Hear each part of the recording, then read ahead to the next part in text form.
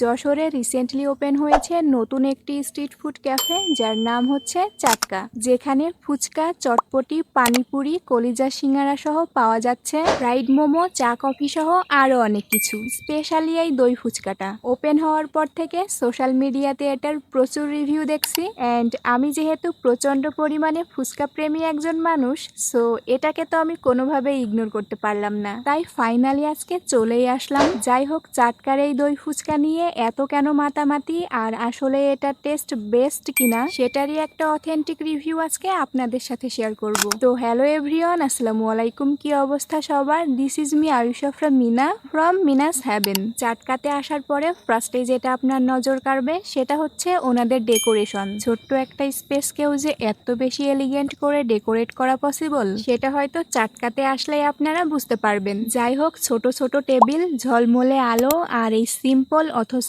Stylish setup কিন্তু বন্ধুদের সাথে সময় কাটানোর জন্যও হতে পারে বেস্ট প্লেস। এখন আসি খাবারের মেনুতে। মেনু কার্ড চেক করে দেখলাম খুব বেশি আইটেম না থাকলেও স্ট্রিট ফুড তালিকার মোটামুটি সব আইটেমই এখানে আছে। বাট যেটা নিয়ে এত পরিমাণে হাইপ, ভাবলাম সেটাই আগে ট্রাই করা যাক। আই মিন দই ফুচকা। দই ফুচকার ভেতরেও আবার দুইটা অপশন ছিল, একটা হচ্ছে দই ফুচকা, আরেকটা হচ্ছে স্পেশাল দই ফুচকা। দই ফুচকার প্রাইস ছিল 130 টাকা, আর যেটা স্পেশাল ছিল ওটার প্রাইস ছিল 150 টাকা। আমরা 130 টাকারটাই অর্ডার করি, যদিও আমি ওনাদের জিজ্ঞেস করেছিলাম যে দই ফুচকা আর স্পেশাল দই ফুচকার ভেতরে আসলে পার্থক্যটা কি। ওনারা বলেছিল স্পেশাল দই ফুচকাটাতে নাকি দইয়ের পরিমাণ বেশি থাকবে, যেটা নর্মালটাতে থাকবে না। বাট তারপরও নর্মালটাতেও দইয়ের পরিমাণ এত বেশি ছিল, আই জাস্ট ডোন্ট নো যে আমরা ভিডিও করছিলাম দেখে আমাদের স্পেশাল করে বানিয়ে দিয়েছে কিনা। যদি সেরকমই হয়ে থাকে অবশ্যই কিন্তু আমাকে কমেন্ট করে জানাবেন। প্রতি প্লেটে মোটামুটি 7-8টার মতো ফুচকা ছিল,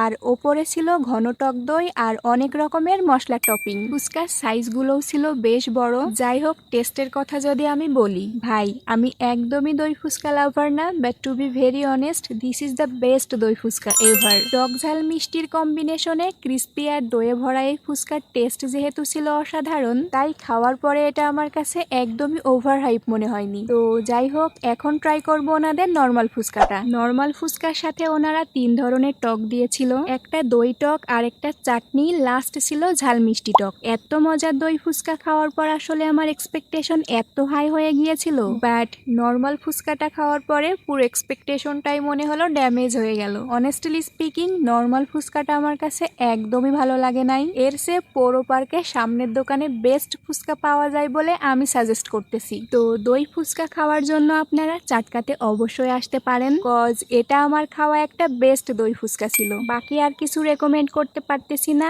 আপনারা যারা ট্রাই করেছেন অবশ্যই কমেন্ট করে জানাবেন আপনাদের কাছে কেমন লেগেছে। আর লোকেশন তো আপনারা জানেনই, বাট যারা জানেন না তাদেরকে একটু জানিয়ে দেই। এটা হচ্ছে যশোর রেল রোড, সুন্দরবন কুরিয়ারের একদম অপোজিটে। অনেক বক বক করে ফেলেছি, আজকের ভিডিও এ পর্যন্তই। দেখা হবে নেক্সট কোনো ব্লগে। সে পর্যন্ত সবাই ভালো থাকবেন, সুস্থ থাকবেন। আল্লাহ হাফেজ।